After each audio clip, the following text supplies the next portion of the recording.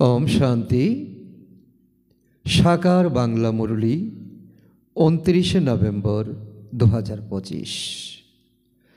आज के बाबा बोलेছেন, मिष्टि बाচ্चारा তোমরা হলে সত্যিকারের রাজ ঋষি। তোমাদের কর্তব্য হলো তপস্যা করা। তপস্যার দ্বারাই পূজনযোগ্য বা পূজনীয় হয়ে উঠবে। আজকের প্রশ্ন, কোন পুরুষার্থ সদাকালের জন্য পূজনীয় করে তোলে? তো পূজনীয় বাবা বলছে যে তার জন্য আমাদের কি পুরুষার্থ করতে হবে, এটাও আমাদের বিচার বিশ্লেষণ করতে হবে, এটাও আমাদের আইডেন্টিফাই করতে হবে, ক্লিয়ারিটি থাকা চাই। উত্তর, আত্মার জ্যোতি জাগ্রত করার বা তমপ্রধান আত্মাকে শতপ্রধান করার পুরুষার্থ করলে সদাকালের পূজনযোগ্য হয়ে যাবে। যারা এখন গাফিলতি করে তারা খুব কাঁদবে। যদি পুরুষার্থ করে পাশ না করো, ধর্মরাজ থেকে শাস্তিপ্রাপ্ত করবে। শাস্তিপ্রাপ্ত হলে পূজিত হবে না, সাজাপ্রাপ্ত হলে মাথা উঁচু করতে পারবে না।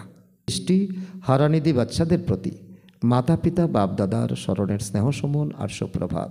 আত্মাদের পিতা তার আত্মারূপী বাচ্চাদের জানাচ্ছেন নমস্কার। আমরা আত্মারূপী সন্তানরা আমাদের মাতা পিতা বাপদাদাকে জানাই স্মরণের স্নেহ সমন, সুপ্রভাত ও নমস্কার। ধারণার জন্য মোক্ষসার 1 নম্বর, বাবা যেমন বাচ্চাদের প্রতি সদা সুখদায়ী, সেই রকম সুখদায়ী হতে হবে। সবাইকে মুক্তি, জীবন মুক্তির রাস্তা বলে দিতে হবে।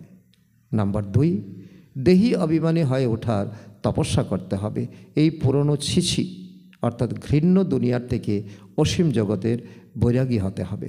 আজকের বরদান, প্রতিটি বিশেষত্বকে স্মৃতিতে রেখে ফেথফুল হয়ে একমত সংগঠন বানানো সকলের শুভচিন্তক ভব।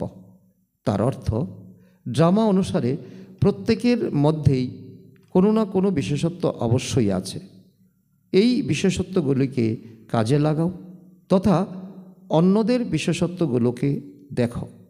একে অপরের মধ্যে ফেথফুল থাকো, তাহলে তার কথার ভাব পরিবর্তন হয়ে যাবে।